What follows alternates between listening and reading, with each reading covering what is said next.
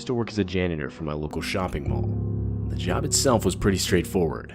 Empty the trash, clean the floors and windows, clean the bathrooms, etc. The only thing I didn't like about the job was that it required us to do all of this during non-business hours, which essentially meant my sleep schedule was completely opposite to that of a regular person. The mall wasn't that big, and so usually the only other people working at the same time as me were 1 or 2 security guards and maybe 1 other janitor. But the night this whole story takes place, I was the only janitor scheduled. As far as I can remember, there was supposed to be 1 security guard scheduled, though I hadn't seen him yet, and it was already 3 a.m. and halfway through my shift, so I honestly don't even know if he was there or not. It wasn't completely unheard of for me to not run into the security guard for a while, but this guy specifically was notorious for not showing up to a lot of his shifts, so there was actually a decent chance I was working completely alone that night. I was doing the regular, cleaning the floors while I slowly made my way towards the back of the mall. Something I should mention is I would always work with my headphones on. Now, I get it, probably not the best idea, as it made it almost impossible to hear anything around me, but frankly 18-year-old me couldn't have cared less. Or, that was at least until I noticed something. One of those gates used to close up stores in malls wasn't closed all the way. It was like only halfway closed. I instantly took off my headphones and narrowed it down to 2 possibilities. Either one of the store's employees didn't properly close it for the night, or someone broke in after it had already been closed. Now, this took place in a pretty small town, where at least for the most part everyone knew everyone. The crime rate here is low to say the least, and so stupidly, I just instantly assumed it wasn't closed properly by an employee. Even though I was only a janitor, I did have access to a spare set of keys for all the stores, so I figured I'd just lock it up myself. And so I did. But as I was doing so, I swear I could hear some sort of rustling sound coming from further in the store. It sounded like clothes being moved and rubbing together. If I'm being completely honest, this shook me up pretty bad. I could feel my heart start to race as I was coming to the realization that there might actually be someone in there. But ultimately, I figured my mind had to have been playing tricks on me. I felt this sort of urge to go inside to confirm this. I can't really explain it, but I guess it kind of felt like the only way to put my mind at ease was for me to see for myself that it was nothing. So, I turned on my flashlight that I always carry around while I'm working and walked inside. It was deathly quiet in there, but I started slowly looking around with my flashlight. The store wasn't that big, and so this only went on for a couple minutes when pretty much everything had been searched except the very back of the store. I started walking over there, when just to the left of me, I could hear what sounded like breathing. I almost instantly pointed my flashlight to my left, and to my absolute horror, this revealed a man in one of those purge masks you'd see in the movies. It was clear the guy was trying to hide in a clothes rack. I also quickly noticed the guy was carrying a knife, not like a small pocket knife, but rather a large hunting knife. I'm not gonna lie, I was so scared I froze. Before any words could be said, the guy lifted his finger up to his mouth as a way to signal me to be quiet. At that point, I figured I'd seen enough. I turned around and ran faster than I've ever run outside the mall and into my car in the parking lot. Before I could even catch my breath, I floored it out of there while dialing 911. I wanted to call the security guard that was supposedly inside the mall to at least warn him, but for one, I didn't know his phone number, and 2, like I said earlier, I didn't even know if he showed up for work that night. But I did leave a voicemail for my boss, and obviously called the police explaining everything that had just happened. I gave the best description of the guy that I could, but like I mentioned earlier, he had been wearing a mask, so there wasn't really much I could say. The next day when I showed up to work, that store specifically was completely roped off. It turns out it was robbed, and had been before the police were able to get there. A part of me feels bad for not doing anything, but I mean the guy had a knife. I think I'm justified in saying I'm not going to risk my life for the safety of some items in a store. As far as I know, the security guard that was supposed to work that night got fired. As for me, I worked that job for another 2 years after that. Ever since the robbery happened, the mall would always have at least 3 or 4 security guards present at night. I like to think this helped me in not experiencing any more terrifying things in that job again, but this will forever go down as one of the most terrifying things I've ever had to experience. I was 17 and in my 3rd year of high school when this took place. The high school I went to had always been small, though for whatever reason this year in particular had a record high number of total students. And obviously with more students, this required more employees for the school, which included school janitors. In my opinion, it always felt like the school needed more janitors, and so it was actually kind of nice to see the school finally doing something about it. Though, needless to say, the process was slow. I mean, by this point it was already 2 weeks till winter break, and the school was still scrambling to find more janitors to hire. They had hired a few, but still clearly not enough to account for the total amount of students. Anyway, with winter break just around the corner, a lot of my classes had big project deadlines coming up. And so on Wednesday, me and my 3 friends decided to stay behind after school to complete a group project that we had honestly barely even started on yet. We worked in the classroom for our English class, as our English teacher, Mr. Simmons, was actually really nice, and we knew he wouldn't care if we stayed late in his classroom to complete our project. After maybe a couple hours of work, he would finally leave for the night. He left the classroom unlocked, and simply told us that when we were done, we would have to get a janitor to lock it for us. We worked for another couple hours, and that's around the time we were actually starting to finish the project. I opted to go find a janitor to lock the classroom for us, as I figured the quicker we could find one, the quicker we could go home. As I was walking down the halls alone, I couldn't help but get this incredibly eerie feeling. Being that it was winter, even though it was only around 7 p.m., there was absolutely no daylight coming in from the windows.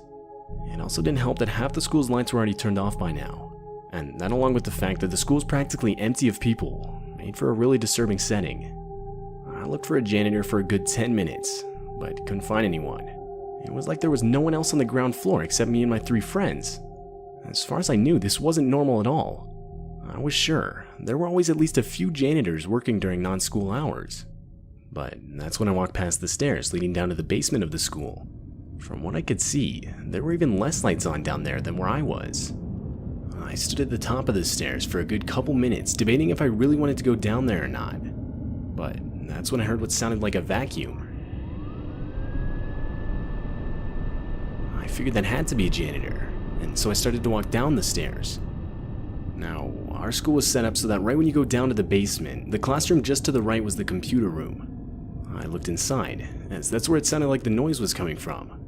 But that's when I realized it wasn't a vacuum, rather one of the computers was being powered on. And standing right next to it was a dark figure with his back to me, only illuminated by the dim light of the computer. Even in the darkness, I could tell the guy was wearing one of our school's janitor uniforms.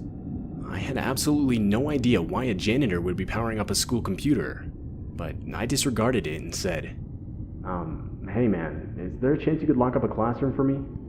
The guy stood up from his hunched position and turned around to look at me, but he didn't respond. He was just standing there. Hello? A few more seconds of silence, when out of nowhere, the guy started full-on sprinting in my direction. The guy ran so fast, I barely had time to register what was going on. I, of course, turned around and ran back up the stairs, just to look back and see the guy was nowhere to be found. I figured he just ran further down the basement hallway. But that's when I realized these stairs were the only way out of the basement. There weren't even windows down there. Whether that was an actual janitor or not, I didn't care. I called the police and reported the situation. I then called my friends, who came to stand at the top of the basement stairs with me and wait for the police to arrive. And when the police finally got there, we would lead them to the basement, where we would be told to wait upstairs while they searched it. 20 minutes later, the police would come back up the stairs, now with a man in at least his early 60s in a janitor's uniform and in handcuffs. I instantly recognized him as the same man I had seen in the computer room.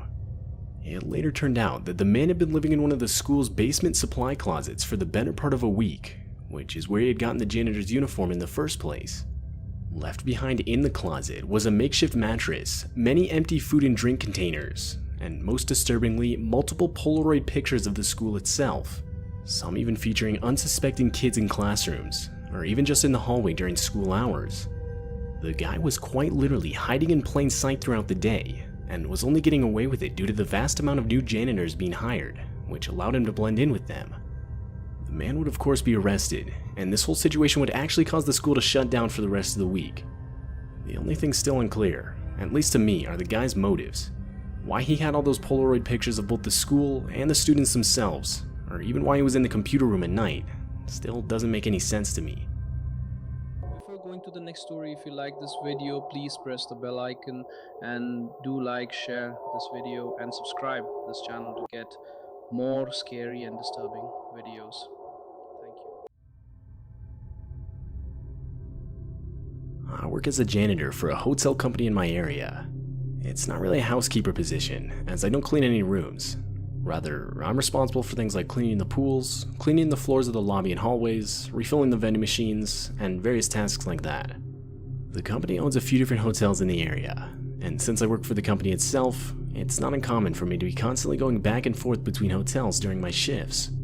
The shifts themselves are always in the dead of the night, so as not to disturb guests. Typically, they'll be from 10 p.m. to 6 a.m. Anyway, this night I was doing the usual cleaning of the floors. I'd say I was around halfway through my shift, so it was like 2 a.m. at this point, when I look up and see some guy in his 40s down the hallway walking towards me. When he gets close enough, I take out my earbuds to see what he needs. And the guy explained to me that the remote to the TV in his room was completely broken. Now, like I mentioned earlier, I wasn't a housekeeper. I never went in the rooms, and technically my job didn't have any duties consisting of customer service whatsoever. I didn't really think I would have been of any help to the guy, but I figured I could at least try. I asked him how exactly it was broken, and he responded by saying that everything on the remote worked fine, just that he didn't understand how to operate the volume button. I found this kind of odd. I've seen what the remotes look like, and I can't imagine anyone not understanding how it worked. I mean, there was only a total of like 6 buttons. I tell the dude that if he grabs it from his room and brings it to me, I would gladly show him how it worked. But for whatever reason, that set him off. The guy starts complaining, saying how bad the customer service is, and how it would be so much easier if I just came to his room quick. And so eventually I give in. I asked him what his room number was, and it turns out he was only 1 floor above me. Plus, I figured it wouldn't take too long just to show someone how to change the volume on a remote. And so I told him after I finished cleaning the hallway I was working on, I would go up to his room. Around 5 minutes later, and I head up to his room to knock on his door. "Hey man, I'm here to show you how the remote works." Right after I call out, I could faintly hear voices talking. It was muttered, but I could tell there were at least 3 different voices coming from inside. The talking went on for so long that I figured the guy hadn't heard me. But that's when the voices stopped, and maybe half a minute later the door slowly started to open. The guy barely cracked the door, like I'm talking maybe an inch. Something I noticed almost right away was that all the lights to the room were off. Other than the faint glow from the TV, it was completely black in there. The guy opened the door a bit and told me to come inside. I hesitated. I did not want to go in there. Everything in me was telling me it was a bad idea. "Come on, come inside." The guy sounded more insistent this time. I pushed the door open, but tried to remain as much in the hallway as possible. I also took the opportunity to reach for the light switch just inside the door and turn it on. And to my horror, this revealed that the guy was completely alone in the room. I know for a fact I heard multiple voices coming from the room just a few seconds earlier. My mind was racing. I started to panic, thinking more people could have been intentionally hiding in the room. I tried to quickly explain the volume switch from where I was standing, but the guy interrupted me, saying I needed to come inside and show him. I reached out my hand and asked for the remote, but the guy backed further into the room and gave me the hand signal, meaning I needed to come to him. And I figured that was it. There was absolutely no way I was going inside that room. Without saying anything, I turned around and got out of there. But before getting in my car and driving off, I would warn the people working at the front desk. I thought about calling the police, but ultimately decided against it, as the guy technically didn't do anything illegal, and I figured I couldn't really prove that he had intended to. I mean, I don't even know what his real intentions were. But at least in my mind, I definitely avoided a very dangerous and even possibly life-threatening situation that night.